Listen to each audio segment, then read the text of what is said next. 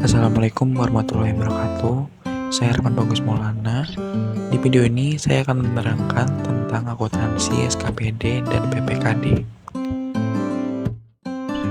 Jadi, apa sih akuntansi SKPD dan PPKD itu? Akuntansi SKPD dan PPKD merupakan prosedur keuangan yang didasari oleh standar akuntansi pemerintah. Pengertian SKPD dan PPKD. SKPD merupakan sistem akuntansi yang diterapkan pada entitas akuntansi. PPKD merupakan sistem akuntansi yang diterapkan pada bendahara umum daerah. BUD bertanggung jawab dalam mengelola kas daerah yang disebar ke beberapa entitas lainnya. Yang selanjutnya adalah laporan realisasi anggaran berbasis kas atau LRA. LRA adalah laporan yang menyajikan informasi realisasi pendapatan LRA, belanja, transfer, surplus atau defisit LRA, dan pembiayaan dalam satu periode dibandingkan dengan estimasi anggaran di awal periode. Yang kedua adalah laporan operasional berbasis akrual. LO adalah laporan keuangan yang menyajikan informasi mengenai pendapatan LO, beban, surplus atau defisit sebelum pos luar biasa, dan surplus atau defisit LO dalam satu periode. Yang selanjutnya adalah laporan perubahan ekuitas. Laporan perubahan ekuitas atau LPE adalah komponen laporan keuangan yang menyajikan sekurang-kurangnya pos-pos ekuitas awal, surplus atau defisit LO, pada periode bersangkutan, koreksi-koreksi yang langsung menambah atau mengurangi ekuitas dan ekuitas akhir.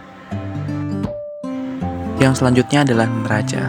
Neraca adalah bagian dari sebuah laporan keuangan yang mencatat informasi mengenai aset, kewajiban, pembayaran pada pihak-pihak yang terkait dalam operasional perusahaan dan modal pada waktu tertentu.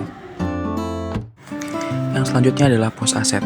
Pos aset terbagi menjadi dua, ada aset lancar dan aset tetap.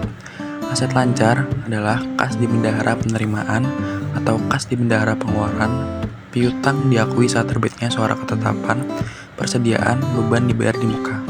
Aset tetap, tanah atau peralatan dan mesin, gedung dan bangunan, jalan irigasi, dan instalasi aset tetap lainnya. Yang selanjutnya adalah pos kewajiban dan ekuitas. Kewajiban utang yang muncul di neraca SKPD adalah kewajiban jangka pendek yaitu utang belanja, utang kepotongan PPh atau PPN yang belum disetor ke kas negara. Akun ekuitas yang dilaporkan di neraca merupakan hak residual pemuda atau SKPD. Ekuitas ini nilainya berasal dari nilai ekuitas akhir. Yang selanjutnya saya akan menampilkan contoh format LRA. Perbedaan dengan LRA SKPD adalah adanya tambahan pendapatan transfer dan berbagai macam tambahan belanja serta transfer ke desa. Yang selanjutnya ada contoh format LO. Perbedaan dengan LRA adalah tidak adanya bagian realisasi, namun hanya diberitahukan berapa kenaikan atau penurunannya saja. Neraca PPKD. Neraca yang dimiliki oleh PPKD mirip dengan neraca yang dimiliki oleh SKPD. Perbedaannya adalah adanya tambah-tambahan akun seperti akun investasi jangka panjang, utang jangka panjang, dan akun dana cadangan. Selain itu, akun kas di bendahara pengeluaran dan kas di bendahara penerimaan yang sebelumnya ada di SKPD diganti oleh akun kas di kas daerah. Yang selanjutnya ada laporan perubahan saldo anggaran lebih dan laporan arus kas. LPSAL adalah laporan yang menyajikan informasi kenaikan dan penurunan SAL tahun pelaporan yang terdiri dari SAL awal, silpa atau sigma, koreksi, dan SAL akhir. Yang kedua adalah laporan arus kas atau LAK. LAK adalah laporan yang menyajikan informasi mengenai sumber, penggunaan, perubahan kas dan setara kas selama satu periode akuntansi dan saldo kas dan setara kas pada tanggal pelaporan. Selanjutnya LAK PPKD. LAK PPKD memiliki struktur yang mirip dengan LAK pada akuntansi komersial biasa. LAK PPKD akan menyajikan informasi kas sehubungan dengan aktivitas operasi investasi, pendanaan, dan transitoris. Aktivitas transitoris adalah aktivitas di mana yang diterima atau dikeluarkan sebenarnya bukan milik pemerintah, namun milik pihak ketiga. Yang selanjutnya ada atau catatan atas laporan keuangan. Menyajikan informasi tentang penjelasan atau daftar terinci atau analis pos yang disajikan dalam laporan realisasi anggaran dan neraca. Termasuk pula dalam JALK adalah penyajian informasi yang diharuskan dan dianjurkan oleh standar akuntansi pemerintah, serta pengungkapan lainnya yang diperlukan untuk penyajian yang wajar di atas laporan keuangan.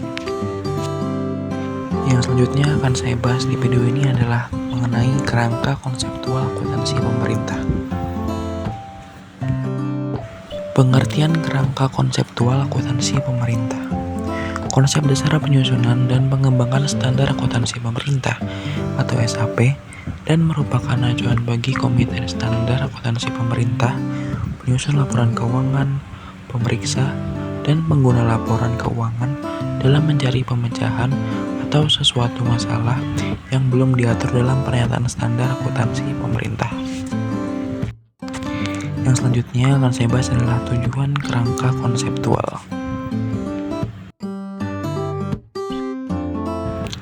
Yang pertama adalah sebagai acuan menyusun standar dalam melaksanakan tugasnya. Yang kedua, sebagai acuan menyusun laporan keuangan dalam menanggulangi masalah akuntansi yang belum diatur dalam standar. Yang ketiga, sebagai acuan bagi memeriksa dalam membantu memberikan pendapat mengenai apakah laporan keuangan disusun sesuai dengan standar. Yang keempat, sebagai acuan bagi para pengguna laporan keuangan dalam menafsirkan informasi yang disajikan pada laporan keuangan yang disusun sesuai standar. Yang kelima, jika terjadi pertentangan antara kerangka konseptual dan standar, maka ketentuan standar diunggulkan relatif. Ruang lingkup kerangka konseptual. Yang pertama, tujuan kerangka konseptual. Yang kedua, lingkungan akuntansi pemerintah. Yang ketiga, pengguna dan kebutuhan informasi para pengguna. Yang keempat, entitas akuntansi dan entitas pelaporan. Yang kelima, peranan dan tujuan komponen dan dasar hukum. Yang keenam, asumsi dasar, karakteristik, kualitatif, prinsip-prinsip, dan kendala informasi.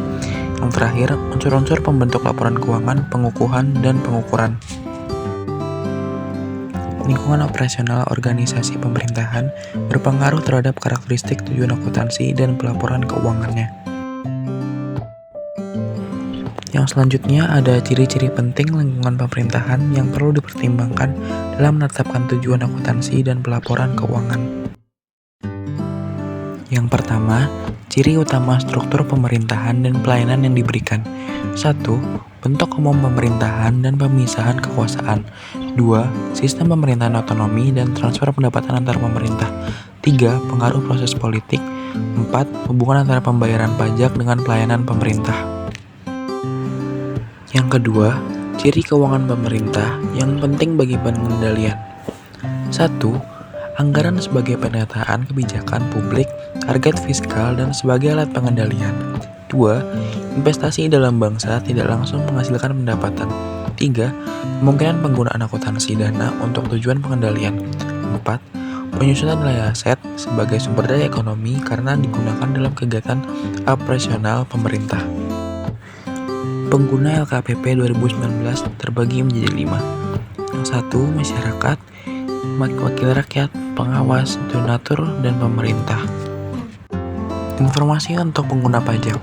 Karena pajak merupakan sumber utama pendapatan pemerintah, maka ketentuan laporan keuangan yang memenuhi kebutuhan informasi para pembayar pajak perlu mendapatkan perhatian. Selanjutnya ada entitas akuntansi dan entitas pelaporan. Entitas akuntansi merupakan unit pada pemerintahan yang mengelola anggaran kekayaan dan kewajiban yang menyelenggarakan akuntansi dan menyajikan pelaporan keuangan atas dasar akuntansi yang diselenggarakan. Entitas pelaporan merupakan unit pemerintahan yang terdiri dari satu atau lebih entitas akuntansi yang menurut ketentuan peraturan perundang-undangan wajib menyajikan laporan pertanggungjawaban berupa laporan keuangan yang bertujuan umum. Entitas pelaporan. Entitas pelaporan terdiri dari 1. Pemerintah pusat, 2. Pemerintah daerah, 3. Masing-masing kementerian negara atau lembaga di lingkungan pemerintah pusat. Yang terakhir, satuan organisasi di lingkungan pusat atau daerah, atau organisasi lainnya.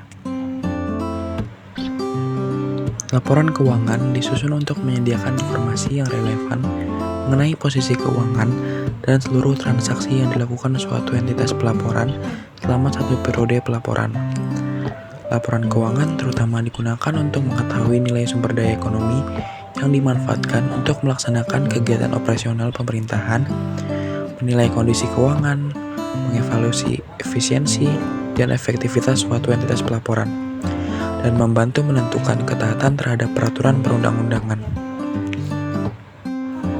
Setiap entitas laporan mempunyai kewajiban untuk melaporkan upaya yang telah dilakukan serta hasil yang dicapai dalam pelaksanaan kegiatan secara sistematis dan terstruktur pada suatu periode pelaporan untuk kepentingan akuntabilitas, manajemen, transparansi, keseimbangan antar generasi, dan evaluasi. Dan untuk yang terakhir ada manfaat laporan keuangan. Pertama, menyajikan informasi. Kedua, menilai akuntabilitas. Ketiga, manfaat bagi pengguna. Keempat, menyediakan informasi sumber, alokasi, dan penggunaan sumber daya keuangan. Kelima, menyediakan informasi penerimaan periode berjalan untuk membiayai pengeluaran. Terakhir, membuat keputusan baik kebutuhan sosial, ekonomi, atau politik. Baik, cukup sekian video pembelajaran dari saya. Semoga dari video tadi kalian bisa memahami apa yang saya jelaskan dan memberikan manfaat yang banyak untuk kalian semua. Terima kasih. Wassalamualaikum warahmatullahi wabarakatuh.